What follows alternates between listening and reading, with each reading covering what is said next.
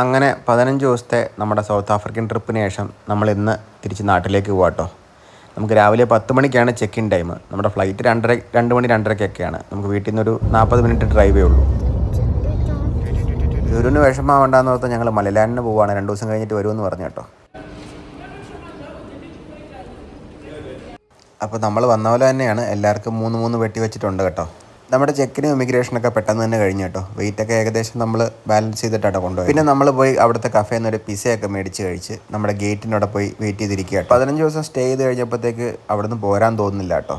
കുറച്ച് ദിവസം കൂടെ അവിടെ നിന്നിരുന്നെങ്കിൽ നല്ലതായിരുന്നു തോന്നുന്നു. അപ്പോൾ 2 മണിയൊക്കെ കഴിഞ്ഞപ്പോഴത്തേക്ക് പാസഞ്ചേഴ്സിനെയൊക്കെ പതുക്കെ ബോർഡ് ചെയ്യാൻ തുടങ്ങി കേട്ടോ. നമ്മൾ ഇങ്ങോട്ട് വന്ന പോലെ തിരിച്ചു പോകുന്നു എത്യോപ്യൻ എയർലൈൻസിലാട്ടോ. ജോനാസ്ബർഗിൽ നിന്ന് നേരെ എത്യോപ്യയിൽ നിന്ന് നേരെ ബാംഗ്ലൂരിലോട്ടാട്ടോ നമ്മൾ ട്രാവൽ ചെയ്യുന്നത്. മൊത്തം 13 മണിക്കൂർ ജേർണിയാണ്. സീറ്റൊക്കെ കണ്ടുപിടിച്ച് ഇരുന്ന് കുറച്ച് കഴിഞ്ഞപ്പോഴത്തേക്ക് നമുക്ക് കഴിക്കാനുള്ള ഫുഡ് കൊണ്ട് തന്നു കേട്ടോ. ചിക്കനും റൈസും കേട്ടോ, അടിപൊളി സാധനമായിരുന്നു. ജോനാസ്ബർഗിൽ നിന്ന് എത്യോപ്യ വരെ 6.5 മണിക്കൂർ ട്രാവലുണ്ട് കേട്ടോ.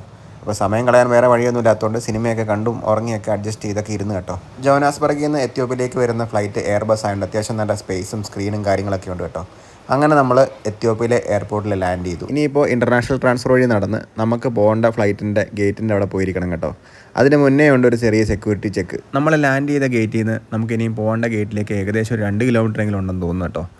എയർപോർട്ടിൻ്റെ ഒരു 360 വ്യൂ നമുക്ക് കാണാൻ പറ്റി. എല്ലാം കഴിഞ്ഞ് നമ്മുടെ ഗേറ്റിന് അവിടെ എത്തിയപ്പോഴത്തേക്ക് അവിടെ എഴുതി വെച്ചേക്കുന്നത് ആ ഗേറ്റ് വർക്കിംഗ് അല്ല, അപ്പോൾ വേറൊരു ഗേറ്റിലേക്ക് പോകാൻ. പിന്നെ നമ്മൾ പുറകോട്ട് കടന്നു കേട്ടോ. പിന്നെ ഭാഗ്യത്തിന് എത്യോപ്യയിൽ അധികം ലേ ഓവറില്ല കേട്ടോ. 1 മണിക്കൂർ തന്നെ നമ്മൾ ഫ്ലൈറ്റ് ബോർഡ് ചെയ്തു ബാംഗ്ലൂർക്കുള്ളത്. ഇപ്പോൾ എത്യോപ്യയിലെ ലോക്കൽ ടൈം 10:10 ആട്ടോ. ഈ ലെഫ്റ്റ് സൈഡിൽ കാണുന്നത് നമ്മൾ ടേക്ക് ഓഫ് ചെയ്ത് കഴിയുമ്പോൾ കാണുന്ന എത്യോപ്യൻ്റെ ഏരിയൽ വ്യൂ ആട്ടോ. കയറി കഴിഞ്ഞപ്പോഴത്തേക്ക് നമുക്ക് വെള്ളവും ജ്യൂസും ഒക്കെ ജസ്റ്റ് ഒന്ന് സെർവ് ചെയ്ത് കേട്ടോ. അത് കഴിഞ്ഞപ്പോൾ തന്നെ ലൈറ്റ്സും ഒക്കെ ഓഫ് ചെയ്തു എല്ലാവരും ഉറങ്ങാനുള്ള ഒരു പരിപാടിയിലേക്ക് പോവുകയാണ്. അപ്പോൾ എത്യോപ്യ ടു ബാംഗ്ലൂർ ഏകദേശം 5.5 മണിക്കൂർ ട്രാവൽ ഉണ്ട് കേട്ടോ. ഒരു 2:45 ആയപ്പോൾ എണീറ്റിപ്പോൾ കണ്ട ഒരു വ്യൂ ആട്ടോ. ഇത് സൂര്യൻ്റെ വെളിച്ചമാണ്. എണീറ്റിരുന്നിട്ട് വലിയ കാര്യമൊന്നും ഇല്ലാത്തതുകൊണ്ട് പിന്നെയും കിടന്ന് ഉറങ്ങി കേട്ടോ. പിന്നെ 6:30 ആയപ്പോൾ എണീറ്റപ്പോഴത്തേക്ക് അത്യാവശ്യം സ്കൈ ഒക്കെ നല്ല വെളിച്ചം വന്നു കേട്ടോ. അങ്ങനെ നമ്മൾ ബാംഗ്ലൂർ എത്തി കേട്ടോ. ബാംഗ്ലൂരെ നമ്മുടെ ലാൻഡിങ് ടൈം എന്ന് പറയുന്നത് രാവിലെ 10 മണി കേട്ടോ. അപ്പോൾ എത്യോപ്യയിൽ നിന്ന് ബാംഗ്ലൂർക്ക് വരുന്ന ഫ്ലൈറ്റ് ബോയിങ്ങിൻ്റെ 737 ആട്ടോ. ഒട്ടും ഇടയില്ല, ഭയങ്കര ക്രാംഡ് ആട്ടോ. ഇരിക്കാനും മേല കിടക്കാനും മേല ഒരു വിധത്തിലാട്ടോ നമ്മളൊന്ന് ബാംഗ്ലൂർ വരെ എത്തിച്ചത്. ബാംഗ്ലൂർ എത്തി അനിയൻ്റെ കൂടെ ആയിരുന്നു കേട്ടോ സ്റ്റേ. പിറ്റേ ദിവസം വൈകിട്ട് 8 മണിക്ക് നമ്മൾ കോട്ടയത്തേക്കുള്ള ട്രെയിൻ ബോർഡ് ചെയ്തു കേട്ടോ. യശ്വന്തപൂരിൽ നിന്നാണ് നമ്മൾ കയറുന്നത്. പെട്ടികൾ 3 ഉണ്ടായിരുന്നുള്ളൂ, പക്ഷേ അത്യാവശ്യം നല്ല വെയിറ്റും പിന്നെ അതുപോലെ തന്നെ ഞങ്ങൾക്ക് 2 പേർക്കും പനിയായതുകൊണ്ട് ഞങ്ങളൊരു പോർട്ടറിനെ ഹയർ ചെയ്ത് കേട്ടോ. പുള്ളിയാണെങ്കിൽ ഈസി ആയിട്ട് കൊണ്ടുപോയി നമ്മുടെ സീറ്റിൻ്റെ അടിയിലൊക്കെ വെച്ച് തന്നു കേട്ടോ. അപ്പോൾ നമ്മൾ ഗരീബ് രഥനാട്ടോ കോട്ടയത്തേക്ക് പോകുന്നത്. അപ്പോൾ ഗരീബ് രഥൻ്റെ സ്റ്റാർട്ടിംഗ് പോയിന്റ് ആട്ടോ യശ്വന്തപൂർ. അതുകൊണ്ട് വലിയ തിരക്കൊന്നുമില്ലായിരുന്നു. അപ്പോൾ നമുക്ക് 2 പേർക്കും കിട്ടിയത് അപ്പർ ബർത്തുകളാട്ടോ. അപ്പോൾ ഞാൻ വന്ന പാടെ തന്നെ ബെഡൊക്കെ ഒന്ന് സെറ്റ് ചെയ്ത് വെക്കുമായിരുന്നു കേട്ടോ. 8:40 നമ്മുടെ ട്രെയിന്. പക്ഷേ നമ്മൾ 6 മണിയായപ്പോൾ തന്നെ വീട്ടിൽ നിന്ന് ഇറങ്ങി. നമ്മൾ 8 മണിയായപ്പോഴാണ് സ്റ്റേഷനിൽ എത്തിയത്. നമ്മൾ ചെറുതായിട്ട് ഡിന്നർ കഴിച്ചിട്ടാട്ടോ കയറിയത്. എന്നാലും വിശക്കാതിരിക്കാൻ വേണ്ടി കുറച്ച് സ്നാക്സും പഴമൊക്കെ മേടിച്ചിട്ടുണ്ടായിരുന്നു. നമ്മൾ ഈ കയറിയ ഗരീബിൻ്റെ ബോഗി പുതിയതായിരുന്നു തോന്നുന്നു കേട്ടോ. അപ്പോൾ അതിനിങ്ങനത്തെ റീഡിംഗ് ലൈറ്റും USB പോർട്ടും കാര്യങ്ങളൊക്കെ ഉണ്ട് കേട്ടോ. അതുപോലെ തന്നെ മൊബൈൽ വെക്കാനുള്ള സ്പേസും കാര്യങ്ങളൊക്കെ ഉണ്ട്.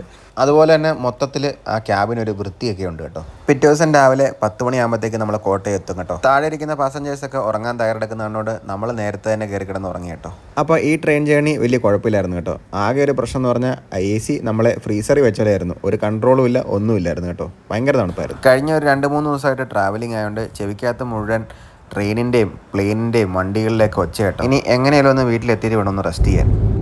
അങ്ങനെ നമ്മൾ അവസാനം കോട്ടയത്ത് എത്തി കേട്ടോ. കോട്ടയത്ത് അമ്മ കാറും കൊണ്ട് വന്നു. പെട്ടിയൊക്കെ ഇറക്കി നമ്മൾ കയറ്റി വെച്ചു. അമ്മ അവിടെ ഡ്രോപ്പ് ചെയ്തിട്ട് നമ്മൾ വീട്ടിലോട്ട് പോകാം കേട്ടോ. അങ്ങനെ നമ്മുടെ സൗത്ത് ആഫ്രിക്കൻ ട്രിപ്പിൻ്റെ എൻഡാണ്. ഇനി നമ്മൾ എവിടെയൊക്കെ പോകുന്നുണ്ടാവും. കേപ്പ് ടൗൺ എനിക്ക് വളരെ മിസ്സായൊരു സ്ഥലമാണ്. കേപ്പ് ടൗണിൽ എന്തായാലും എനിക്ക് പോകണം. അത് നമ്മൾ അടുത്തൊരു കുറച്ച് നാളത്തെ ഈ ട്രിപ്പിൻ്റെ ക്ഷീണമൊക്കെ തീർന്നു കഴിയുമ്പോഴത്തേക്ക് നമ്മൾ അടുത്ത് പ്ലാൻ ചെയ്യും കേട്ടോ. അപ്പം വീട്ടിൽ വന്ന് കയറി കീ അമ്മയുടെ ഇരിക്കാന്നേ ഉള്ളൂ. ഇനി അത് മേടിക്കാൻ ഒന്നുകൂടെ കോട്ടയം പോകണം. ഞങ്ങളുടെ അംഗങ്ങളെയൊക്കെ കണ്ടു, പക്ഷെ അംഗങ്ങൾക്കൊന്നും മനസ്സിലാവുന്നില്ല. ലുലുവിനൊന്നും ഒരു മൈൻഡും ഇല്ല. അതെ ഉണ്ട്, ഇവിടുത്തെ ആളായി മാറി അവള്, അമ്മയുടെ ആളായി മാറി. ആ ലൂണ മാത്രമുണ്ട്, കുറച്ച് സ്നേഹം കാണിച്ചു. ശബ്ദം കേട്ടപ്പോൾ തന്നെ വിളിച്ചു, ലൂണ ലൂണ ലൂണ ഇങ്ങോട്ട് വാ ലൂണ. അങ്ങനെ നമ്മുടെ പൂച്ചക്കൂട്ടന്മാരെയൊക്കെ കളിപ്പിച്ചുകൊണ്ടിരുന്നപ്പോഴത്തേക്ക് അമ്മ വിളിച്ചു കേട്ടോ.